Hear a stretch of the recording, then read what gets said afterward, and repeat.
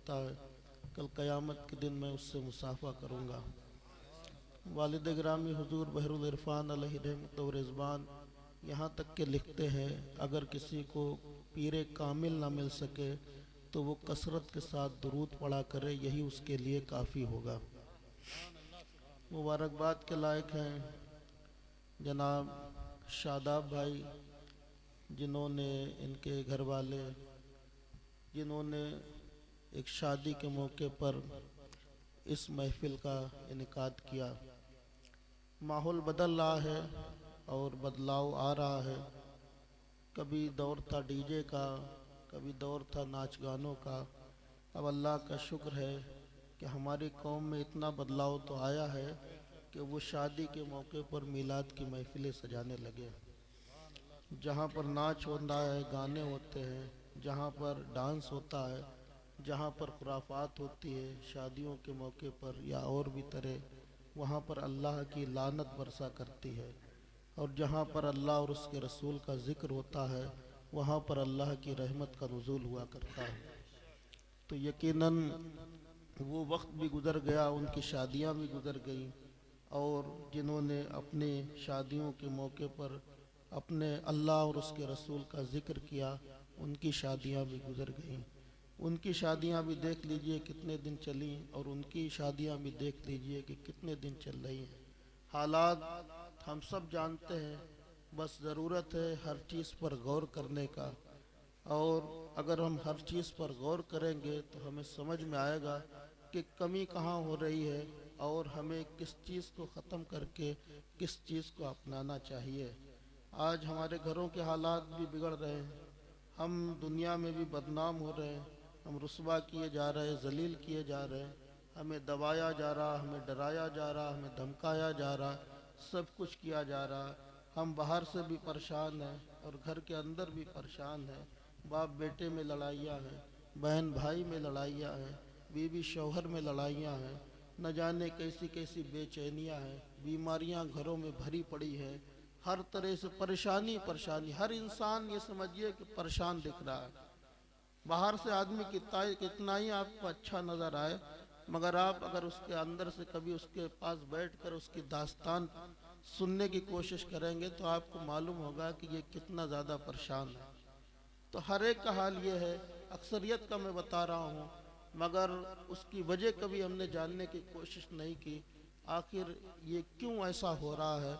तो मेरे भाइयों, उसकी वजह सिर्फ यही है कि जब तक हम अपने माबूद पर भरोसा करते रहे और अल्लाह और उसके रसूल की इताअत करते रहे, जब तक कि हम अपने दीन पर अमल करते रहे, घरों में कुरान की तिलावतें होती रहीं, अपने बच्चों को दीन सिखाते रहे और अपने बच्चों को दुनिया के हीरो के नहीं बल्कि करबला वालों को और सहाबा इकराम की हम दास्तानें सुनाते रहे, तो हम चैन के साथ ज़िंदगी गुजारते रहे।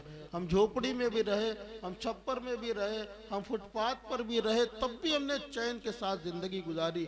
और ये उसूल भी हर कोई आप देखेंगे, दीन को आप पढ़ेंगे तो आपको मालूम होगा, सिर्फ पढ़ने से ही नहीं, आप महसूस भी कर सकते हैं कि अगर वाकई में इंसान चैन की ज़िंदगी चाहता है, सुकून चाहता है ज़िंदगी में, तो फिर वो सुकून अल्लाह के ज़िक्र में मिलेगा, इसके अलावा सुकून कहीं भी नहीं मिलेगा। हर कोई परेशान है, बड़े से बड़ा आदमी परेशान है, मुख्यमंत्री भी परेशान है, प्रधानमंत्री भी परेशान है, उसकी बुराइयां भी हो रही हैं, उसे ये फिक्र है कि पता नहीं अगले इलेक्शन में क्या होने वाला है, उसे ये फिक्र है कि पता नहीं अब क्या होगा, फला क्या कर रहा है। हर एक इंसान टेंशन में है, हर एक इंसान परेशान है। एक छोटा सा घर चलाने वाला भी परेशान है कि अब अपने घर को कैसे चलाएंगे, अपने बच्चों को कैसे पालेंगे। आज जिसकी 2-4 बच्चियां हो जाती हैं, आदमी परेशान हो जाता है कि हम इन बच्चियों का बोझ कैसे उठाएंगे, हम इनका दहेज कैसे देंगे, हम इनके साथ क्या करेंगे। तो मेरे भाइयों, सिर्फ परेशानियां ही परेशानियां हैं, और परेशानियां सिर्फ इस वजह से हैं कि हमने दीन को बिल्कुल छोड़ दिया है। काश हमने अपने नबी की तारीख को पढ़ा होता, अपने सहाबा की तारीख को पढ़ा होता, अपने बुजुर्गों की तारीख को पढ़ा होता, तो हम किसी बात से परेशान नहीं होते, बल्कि हर बात पर हम अल्लाह का शुक्र अदा करते चले जाते हैं। हर बात पर शुक्र अदा करते चले जाते हैं। हमारे नबी को कितनी तकलीफें दी गई, आप देखेंगे अगर कोई हमें गाली देता है तो हम परेशान हो जाते हैं। अगर हमारे जहन में हमारे नबी की सीरत होगी तो हमें मालूम होगा कि हमारे नबी को गालियां दी जाती थी तो हमारे नबी उसके बदले में दुआएं दिया करते थे। सीरत ऐसी कि अगियार भी कहे, सीरत ऐसी कि अगियार कलमा पढ़े, सूरत ऐसी कि यूसुफ भी देखा करे, पाँव ऐसे कि जिब्राइल आके मले, इब्ने मरियम से बढ़कर शिफा, इब्ने मरियम से बढ़कर शिफा हाथ में। और ये था एजाज गुफ्तार किरदार का जिसने गैरों को कदमों में झुकवा लिया। और ये तेरा जलवे हुस्न अखलाक था जिसने गैरों का दिल ले लिया, जिसने गैरों का दिल ले लिया। हमारे नबी की सीरत थी कि लोग देखकर कलमा पढ़ लिया करते। कभी भी उन्होंने गालियों का जवाब गालियों से नहीं दिया। आज हम ईंट का जवाब पत्थर से देने की कोशिश करते हैं। आज कल हालात ऐसे ही बिगड़ते चले जा रहे हैं। मेरे भाइयों, घरों का हाल भी यही है, मियाँ बीबी के हालात भी यही हैं कि आप देखेंगे कि आज हमारे जवान अक्सर जिहालत तो है ही हमारे मुआशरे में बिल्कुल आम है। अब मगर ये बदलाव भी आ रहा है कि हमारी कौम के लोग अपने बच्चों को तालीम की तरफ अब रगबत बढ़ी है और अच्छी तालीम देने की कोशिश कर रहे हैं। चाहे गांव का ही आदमी हो, वो भी चाहता है कि खुद नहीं पढ़ पाया, हम अपने बच्चों को अच्छा पढ़ाएं। अब ये बदलाव आ रहा है। मगर मेरे भाइयों, दीन का इल्म जहाँ भी होता है वहाँ पर जाहिर सी बात है फिर इंसान अपने माँ बाप की कदर भी करता है। उसे मालूम होता है कि माँ बाप के साथ अच्छा सलूक करने में क्या है। इस्लाम तो कहता है कि अपने माँ बाप को अगर मोहब्बत की निगाह से देख लो तो अल्लाह ताला तुम्हें एक हज का सवाब अता फरमाएगा, एक हज का सवाब अता फरमाएगा। जब बच्चे के अंदर ये जहन में बच्चे के होगा तो फिर वो अपने माँ बाप से कभी नफरत नहीं करेगा, बल्कि जब भी माँ बाप के चेहरे पर नजर डालेगा तो मोहब्बत के साथ नजर डालेगा, मोहब्बत के साथ नजर डालेगा। तो हमें जरूरत है कि अगर हम अपने बुढ़ापे को अच्छा करना चाहते हैं, अपने मुस्तकबिल को, अपने और अपने बच्चों के मुस्तकबिल को अच्छा करना चाहते हैं और हम अपनी आखिरत की जिंदगी को अच्छा बनाना चाहते हैं तो हम सिर्फ दुनिया ही नहीं बल्कि उन्हें सबसे पहले मदीने वाले की तालीमात को उनके अंदर डालना होगा और हमारे नबी के अखलाक व किरदार को अपने बच्चों को सिखाना होगा। अगर ये काम हमने कर लिया तो वो बच्चा तुम्हारे साथ भी अच्छा सलूक करेगा और जिस रास्ते से वो बच्चा गुजर जाएगा तो लोग उसे बुरा नहीं कहेंगे बल्कि कहेंगे कि फला का बेटा कितना अच्छा है, फला का बेटा कितना अखलाकमंद है, फला का बेटा कितना अच्छे चाल चला करता है। तो इस तरह से हमें बनने की कोशिश करना है। आज हालात बिगड़ रहे हैं, शादियां होती हैं 2-4 महीने के बाद तलाक की नौबत आ जाती है, शादियां होती हैं साल 6 महीने बाद दहेज वापस होने लगते हैं। बहुत से अक्सरियत में देखिए आप, या आपने कभी गौर किया ये किस चीज का नतीजा है? ये सिर्फ खालिस दुनिया की तालीम की वजह से ऐसा है, सिर्फ खालिस दुनिया की तालीम की वजह से ऐसा है। काश हमने अपने नबी की वो जिंदगी को भी अपने बच्चों को सिखाया होता जो हमारे नबी ने अपनी बीवियों के साथ जो जिंदगी गुजारी थी। अल्लाह अकबर। आप उम्महातुल मोमिनीन की जिंदगी को उठा के देख लें और उनके अल्फाज को आप समाअत कर ले, सुन ले। उनके कभी भी किसी ने ये नहीं कहा होगा कि हमारे नबी सल्लल्लाहु अलैहि वसल्लम ने किसी बात पर मुझे डांटा हो या मुझे किसी बात पर तकलीफ पहुंचाई हो, किसी बात पर तकलीफ पहुंचाई हो। इससे बढ़ के हमारे नबी से बड़ा अखलाकमंद तो कोई नहीं हो सकता। हजरत अनस फरमाते हैं जो 10 साल अपनी खिदमत हमारे नबी की खिदमत करते रहे, फरमाते हैं कि मैंने इस 10 साल के अरसे में कभी भी अपने नबी सल्लल्लाहु अलैहि वसल्लम को ये कहते हुए नहीं सुना कि आय अनस तुमने ये क्यों किया और ये क्यों नहीं किया। अल्लाह अकबर। जो इंसान 10 साल हमारी नौकरी करे और वो कहता है कि मैंने कभी भी अपने मालिक से ये कहते हुए नहीं सुना कि तुमने ये क्यों किया और ये क्यों नहीं किया, फरमाते हैं कि मेरे नबी ने 10 साल तक मैंने खिदमत की, कभी भी मुझसे उफ तक नहीं कहा। अल्लाह अकबर। देख रहे हैं आप कितना बुलंद अखलाक हमारे नबी सल्लल्लाहु अलैहि वसल्लम का था। और जिसने फिर हमारे नबी के अखलाक को अपनाया है तो अल्लाह ने, अगरचे वो कतरा हुआ है तो फिर अल्लाह ने उसे भी दरिया बना दिया है। अल्लाह अकबर। किसने कतरों को मिलाया और दरिया कर दिया, किसने कतरों को मिलाया और दरिया कर दिया, किसने जर्रों को उठाया और सहरा कर दिया, किसने जर्रों को उठाया और सहरा कर दिया, किसकी हिकमत ने यतीमों को बनाया दुर्रे यतीम, किसकी हिकमत ने यतीमों को किया दुर्रे यतीम, और गुलामों को जमाने भर का मौला कर दिया, और गुलामों को जमाने भर का मौला कर दिया। अगर कोई गुलाम भी हमारे नबी के पास आया है ना, तो हमारे नबी ने उसे गुलाम नहीं रखा बल्कि जमाने का इमाम बना दिया।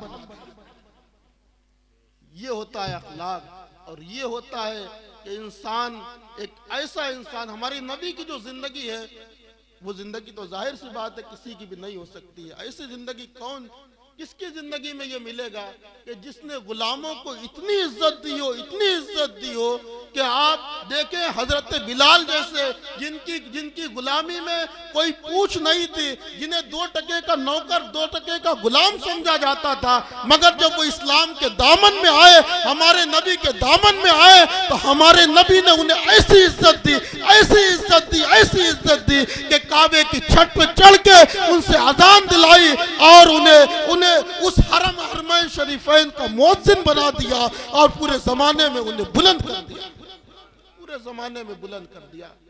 तो मेरे भाइयों, बात लंबी हो गई, मैं बात को खत्म करते हुए बस आपसे यही कहना चाहूंगा कि कुछ चीजें अगर हम अपने नबी सल्लल्लाहु ताला अलैहि वसल्लम की जिंदगी से, एक अखलाक जो बेहतरीन पहलू हमारे नबी का है, अगर उसमें से अगर हम कुछ हासिल कर ले तो हमारी जिंदगी बहुत ही चैन सुकून के साथ गुजर सकती है। आज लड़ाइयाँ जबान की वजह से होती हैं, आज लड़ाइयाँ तू तड़ाक की वजह से होती हैं, आज लड़ाइयाँ जबान ज्यादा जिनकी जबानें चलती हैं उनकी वजह से। औरतें क्यों बदनाम है? औरतें बदनाम सिर्फ इसलिए उनकी जबानें ज्यादा चलती हैं, उनकी जबानें ज्यादा चलती है, मगर औरत अपने शौहर से मोहब्बत भी बेपनाह करती है। मगर कुछ कमियां हैं, जाहिर सी बात है, वो तो शुरू से ही चला आया। हमारे नबी सल्लल्लाहु ताला अलैहि वसल्लम ने हदीस शरीफ में आया है कि औरत टेढ़ी पसली से पैदा की गई है, उसे कभी सीधा करने की कोशिश मत करना, अगर सीधा करोगे तो टूट जाएगी, मगर वो सीधी नहीं होगी, हड्डी सीधी हो सकती है। तो फिर हमें आपको हमारे नबी और बुजुर्गों ने जिस तरह से ये जिंदगी जीने का हमें तरीका दिया है कि उन्होंने अपनी बीवियों के साथ कैसा बर्ताव किया, तो आज अगर हमारे जवान उस चीज को पढ़ के उस पर अमल करने की कोशिश करें तो इंशाअल्लाह हमारी जिंदगी में इनकलाब आ सकता है। अल्लाह ने अजर भी तो बहुत ज्यादा रखा है। अगर हम अपनी बीवियों की तल्ख बातों पे सब्र करेंगे तो अल्लाह अजर भी बहुत ज्यादा देता है। आपको एक बुजुर्ग की बात बताऊं, बहुत बड़े अल्लाह के वली, हमारे सिलसिले के एक बहुत बड़े बुजुर्ग हैं हजरत अब्दुल खालिक गजदवानी रहमतुल्लाह अलैह, उनकी बीवी बहुत ज्यादा तेज थी। ये हाल था उनकी विलायत का, पूरे ये समझिए इलाके में चर्चा था। एक शख्स आया हजारों किलोमीटर दूर से सफर करके मुरीद होने के लिए, उनकी विलायत का चर्चा उसने शोरा सुना, मुरीद होने के लिए वो आया।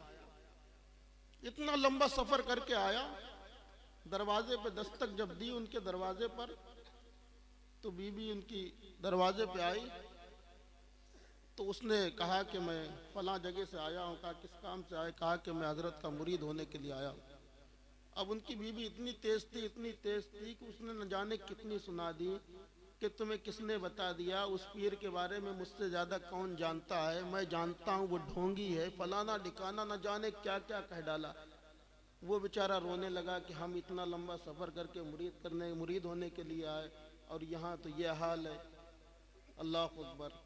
वो बेचारा रोते हुए धीरे से वापस हुआ तो लोगों ने देखा कि कोई शख्स रो रहा, पूछा कि क्या बात, उसने पूरी दास्तान बताई, ऐसी ऐसी बात है।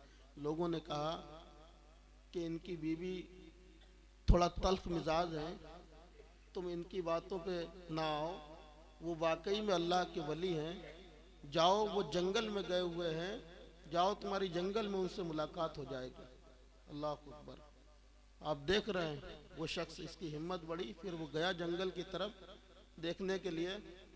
तो क्या देखता है कि वही बुजुर्ग शेर पर बैठे हुए हैं और लकड़ियों का गट्टर रखे हुए हैं शेर पर, और उनके जो उनका हंटर है ना, वो सांप का हंटर है उनके हाथ में, जिससे वो शेर की पिटाई करते हैं।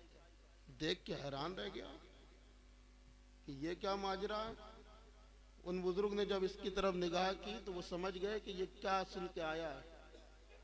अल्लाह वाले सब जान लेते हैं कि फला आदमी कहाँ से आ रहा है, क्या करके आ रहा है। उन्होंने समझ लिया ये मेरे बीवी की तल्ख बातों को सुन के आया है। उन्होंने जब करीब हुए तो वो बुजुर्ग मुस्कुराने लगे उसे देखकर, और कहने लगे कि ये तुम जो शेर पर सवारी देख रहे हो मेरी, कि हम शेर पर लकड़ियां ढो रहा हूं, और मेरे हाथ में जो सांप का हंटर है, ये जानते हो किस वजह से है? कहा कि ये सिर्फ इस वजह से है कि अल्लाह ने ये करामत मुझे सिर्फ इस वजह से अता फरमाई कि मैं अपनी बीवी की तल्ख बातों पर सब्र करता हूं, तो अल्लाह ने मुझे ये करामत अता फरमाई। अल्लाह अकबर। देख रहे हैं आप, अगर हम वाकई में सब्र करें तो फिर क्या होगा, हमें अल्लाह उस पर अज्र भी बहुत ज्यादा अता फरमाता है। मगर आजकल हाल ये है कि हमारे जवान वैसे भी आज़ाद रहते हैं, कहीं मुंबई में घूम रहे हैं, कहीं दिल्ली में घूम रहे हैं, ना माँ बाप घर वालों को पैसा दे रहे हैं, घर वालों को कोई फिक्र नहीं, बहुत अच्छा भैया बहुत अच्छा, 2 मिनट बात कर ली घर वालों से, और जो चाह रहे हैं कर रहे हैं, मुंबई में दिल्ली में न जाने कहाँ कहाँ, जैसा चाह रहे हैं वैसे कर, बिल्कुल आज़ाद है। जब शादी होती है तो पाबंदी लगती है, फिर आज़ादी ख़त्म होती है। जब ख़त्म होती है फिर जो है गुस्सा आता है, हालात बिगड़ते हैं, फिर तू में होती है, तमाम लड़ाइयाँ पैदा होती हैं, फिर नौबत क्या आती है, तलाक तक पे आ जाती है। यही हो रहा है। मगर अगर हम इस चीज़ को, अपने आप को इस चीज़ में ढालना चाहें शरीयत के हिसाब से, और बुजुर्गों की ज़िंदगी में ढालने की कोशिश करें, तो ये सारी बातें बड़ी आसानी से ख़त्म हो सकती हैं। हमें ज़िंदगी निभाना है तो कभी आप गुस्से में हैं हम खामोश हो जाएं, अगर हम गुस्से में हैं तो आप खामोश हो जाएं। अगर ये चीज हम अपना लेंगे तो इंशाअल्लाह हमारी जिंदगी में 4 चांद लग जाएंगे। अगर आप हमें गाली देंगे, जब हम ईंट का जवाब फिर हम पत्थर से देंगे, जाहिर सी बात है, तो फिर क्या होगा, तो बात बढ़ेगी, बात घटेगी, बात घटेगी, कभी भी नहीं घटेगी, बल्कि बात बढ़ेगी। आप देखिए, इसीलिए हमारे बुजुर्गों ने अखलाक को इतना बेहतर करके पेश किया है कि गैर भी कलमा पढ़ के मुसलमान हो जाते थे, सिर्फ अखलाक को देखकर। ऐसा किरदार, ऐसा अमल पेश किया कि गैर भी झुकने पर मजबूर हो जाया करते थे। तो मेरे भाइयों, आज ज़रूरत है, मैं अपनी माँ बहनों से भी कहना चाहूँगा, अपने भाइयों से भी कहना चाहूँगा, अल्लाह ने ज़िंदगी दी है तो सुकून के साथ गुजारिए, अच्छे ढंग से गुजारिए, और कोशिश कीजिए कि इस ज़िंदगी में अल्लाह ने जो नेमतें दी हैं उस पर हम शुक्र अदा करते रहें। अल्लाह ने 1 मंजिल घर दिया, उस पर भी शुक्र अदा कीजिए, छप्पर दिया उस पर भी शुक्र अदा कीजिए, 2 मंजिल की बिल्डिंग है उस पर भी शुक्र अदा कीजिए। जो इस हाल में हो, तुम्हारा हाल नाशुक्री करने से कोई हाल तुम्हारा बदल थोड़ी जाएगा, मगर अगर तुम अल्लाह का शुक्र अदा करोगे तो अल्लाह ताला जरूर तुम्हारे हाल को बदल देगा। और हाल बदले ना बदले, मगर अल्लाह ताला उस पर तुम्हें अज्र जरूर अता फरमाएगा, सवाब जरूर अता फरमाएगा। तो इस चीज को, वरना सारे अखलाक के पहलू जितने भी हैं वो सब कुछ खत्म हो गए। हमारे जवानों में अब कोई अखलाक नजर नहीं आता है। काश आज जो लोग भी अच्छी बोली बोलते हैं, सीधी बोली बोलते हैं, मोहब्बत की बोली बोलते हैं, आज भी मुआशरे में उनकी इज्जत है और गांव में उनकी कदर की जाती है। आखिरी बात मैं आपको बता दूं, आप देखिए कि पहले के ज़माने से और आज के ज़माने से कितना ज़्यादा फ़र्क हो गया। एक लतीफ़ा है, आप सुनेंगे आपको भी मज़ा आएगा, और बात भी एक कायदे की अच्छी बात है। हर औरत की ख्वाहिश होती है कि मेरा शौहर मेरे अंडर में आ जाए, है? एक बहुत मालदार घर की औरत एक बहुत बड़े पीर साहब के पास गई। पीर साहब भी बड़े दूर अंदेश थे, और उनसे कहने लगी, पीर साहब ऐसा ताबीज़ दे दीजिए कि मैं मेरा शौहर सिर्फ मेरी बात माने, जो मैं उससे कहूँ वही वो माने, उसके अलावा और कुछ ना माने। पीर साहब भी बड़े दूर अंदेश थे। कहा कि ये काम तो हो जाएगा, मगर ये काम शेर के गर्दन के बाल पर होगा। और वो बाल भी तुम खुद तोड़ के लाओगी तब ये अमल किया जाएगा, उस पर अमल होगा। अब वो मायूस हो गई कि ये काम तो बड़ा मुश्किल है।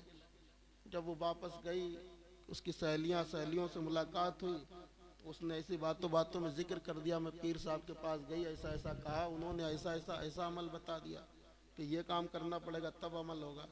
तो उसकी सहेली ने हिम्मत बढ़ाई उसकी, कहा कि ये काम मुश्किल तो है मगर नामुमकिन नहीं है। तुम ऐसा करो, रोजाना जंगल जाया करो 5 किलो गोश्त लेकर और सामने रख दिया करो, कहीं छुप जाया करो साइड में, शेर आएगा खाएगा चला जाएगा। 15-20 दिन ऐसे करते रहना, फिर धीरे धीरे तुम ऐसा करना कि गोश्त को रख दिया और दूर जाके सामने खड़ी हो गई, ताकि शेर देखे भी तो हमारी खिदमत कौन कर रहा है। और फिर धीरे धीरे एक दिन ऐसा आएगा कि तुम शेर के करीब चले जाना और उसकी गर्दन पे हाथ फिराना और ये बाल तोड़ लेना। आप समझने की कोशिश कीजिए, आप देखिए, अल्लाह अकबर, उसके समझ में आ गई। औरत ये काम करने के लिए कुछ भी कर सकती है, ये मुमकिन है, नामुमकिन थोड़ी है। तैयार हो गई, शुरू कर दिया, अगले दिन से ये काम 5 किलो गोश्त लेके जाती, रख देती, छुप जाती। 15-20 दिन ऐसे करती रही। फिर एक दिन वो आया कि उन्हें रखा कि सामने खड़ी होने लगी दूर जाके कि शेर देखे तो कौन किसी खिदमत उसकी करा। धीरे धीरे और करीब आया और करीब आया और करीब आया, यहाँ तक कि एक दिन शेर इतना मानूस हो गया कि वो शेर की गर्दन पे हाथ फिरा के उसका बाल तोड़ के लिए आई। वाह! अब आई पीर साहब के पास खुश होके कि पीर साहब अब आप अपना अमल शुरू कीजिए, मैं शेर की गर्दन से बाल तोड़ लाऊंगा। अल्लाह अकबर। पीर शाह साहब भी बड़े दूर अंदेश ने कहा कि ये तुमने कैसे किया? तो जानते हो, उसने पूरी दास्तान सुनाई कि हमने ऐसे ऐसे करके तब जाके ये बाल हम भाई तोड़ के ला पाएंगे। तो इतना प्यारा जवाब दिया पीर साहब ने। कहने लगे पीर साहब कि तेरा शौहर, क्या तेरा शौहर उस जंगली दरिंदे से भी ज्यादा खतरनाक है? क्या तेरा शौहर उस जंगली दरिंदे से भी ज्यादा खतरनाक है?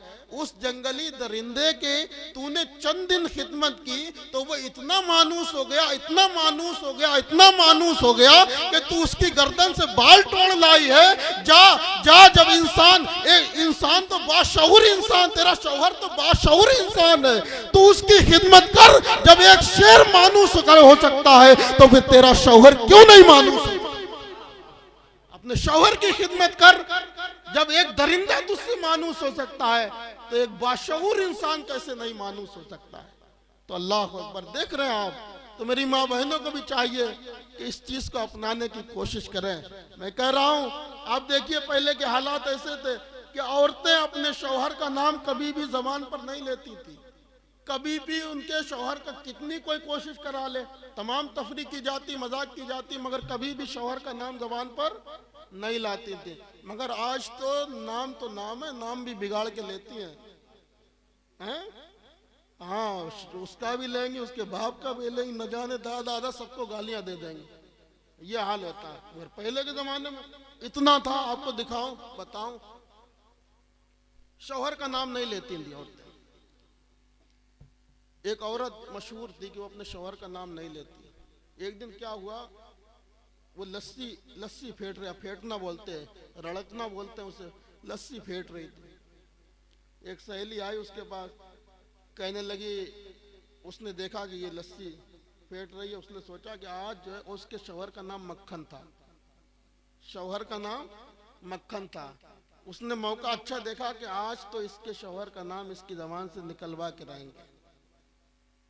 वो आके बैठ गई करीब में, वो लस्सी फेंट रही थी।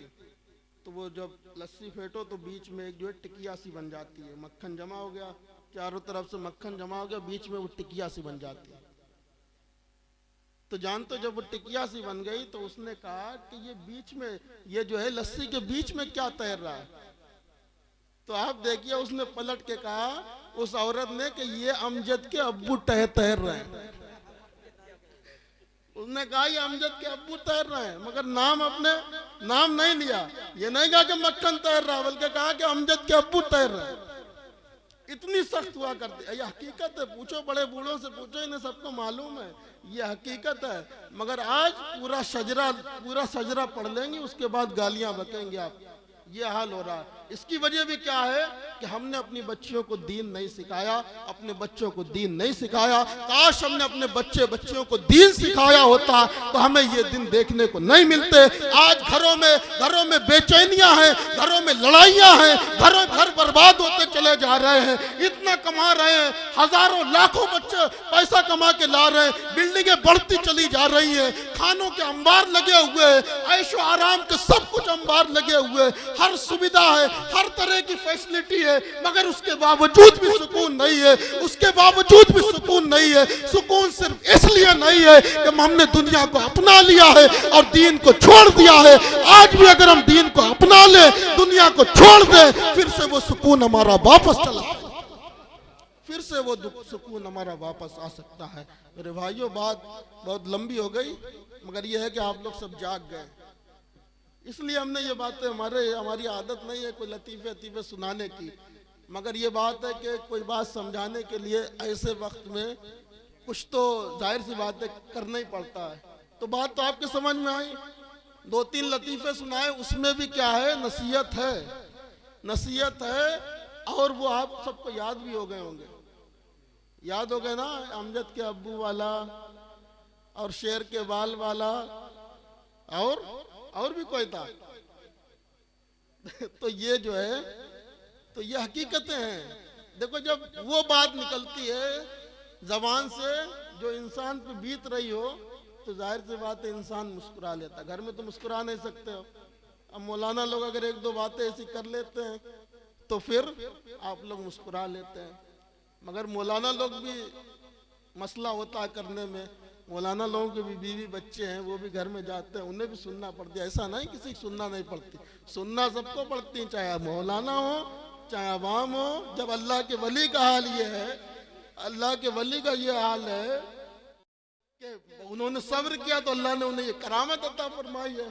तो इन बातों को करने के लिए भी हिम्मत चाहिए है, और सुनने के लिए आप देखिए सब मुस्कुरा रहे हैं, मगर कोई भी घर में जाके ये बातें कर नहीं सकता है। तो ये चीजें जो है मेरे भाइयों, बस मैं अपनी बात को ख़त्म करते हुए आप सबसे ये कहना चाहूँगा कि आज भी हमें ज़रूरत है कि हम अपने घर में दीनी माहौल पैदा करें। बीमारियां हैं, बीमारियों के साथ साथ आज भी आप देखिए कि हमारी मस्जिदों के दरवाज़ों पर गैर के बच्चे जब बीमार होते हैं तो वो बच्चे लेकर हमारे मस्जिदों के दरवाजे पर आते हैं, सिर्फ इसलिए कि नमाजी आता है और चंद आयतें पढ़ के दम कर देता है, अल्लाह उसे शिफा अता कर देता है। अगर मिलता नहीं तो इस तासुब के दौर में कौन हमारे दरवाजे पे आता? अगर फ़ायदा ना होता तो कौन हमारे दरवाजे पे आता? ऐसी नफरतों के माहौल में अगर किसी चीज़ को कोई इंसान को कोई फ़ायदा ना पहुंचे तो कौन किसके पास जाता है? तो मेरे भाइयों, जब एक नमाजी के चंद आयतें पढ़ के किसी बच्चे पर, बीमार पर दम कर देता है तो उसे शिफा मिल जाती है। तो काश हमारे घर में कुरान की तिलावतें हमारे बच्चे करते, कुरान को पढ़ते, कुरान के पारे पढ़ते, अपने ऊपर भी दम करते, अपने घर वालों पे भी दम करते, पानी पे दम करके उसे पी लेते, उसे चेहरे पे मल लेते, तो क्या ये बीमारियां हमें देखने को मिलती? इतनी बीमारियां पैदा होती? कभी भी पैदा नहीं होती हैं। सुकून चाहते हो अल्लाह के जिक्र में मिलेगा, चैन चाहते हो तो फिर अल्लाह के जिक्र में मिलेगा, दुनिया में इज्जत चाहते हो तो फिर किसी और में नहीं। बड़े बड़े बादशाह आए, बड़े बड़े सूरमा आए, सब खत्म हो गए। आज भी अगर कोई जिंदा है तो फिर गरीब नवाज जिंदा है, गौसे आजम जिंदा है, कुतुबुल मदार जिंदा है, वारिसे देवा जिंदा है। या अल्लाह वालों के रोजे बता रहे हैं, अगर वाकई में कोई दुनिया पर हुकूमत कर रहा है तो ये अल्लाह वाले आज भी हुकूमत करते हुए नजर आ रहे हैं।